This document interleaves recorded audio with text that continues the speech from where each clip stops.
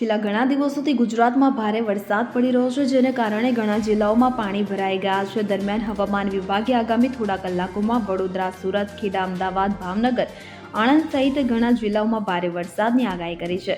ઘણી જગ્યાએ પરિસ્થિતિ એવી છે કે રસ્તાઓ પર પણ પાણી ભરાઈ ગયા છે, કે જેને કારણે રસ્તો ક્યાં ગયો છે તે ખબર નથી.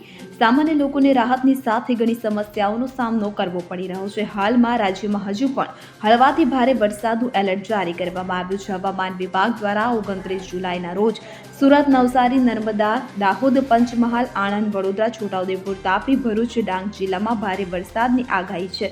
આ ઉપરાંત અમદાવાદ, ગાંધીનગર, મહેસાણા, બનાસકાંઠા, રાજકોટ, જૂનાગઢ, કચ્છમાં હળવો વરસાદ થવાની સંભાવના છે. તેમજ 30 અને 31 જુલાઈના રોજ જામનગર, અમરેલી, કચ્છ, રાજકોટ સહિત સમગ્ર સૌરાષ્ટ્રમાં થોડો વરસાદ પડવાની સંભાવના છે.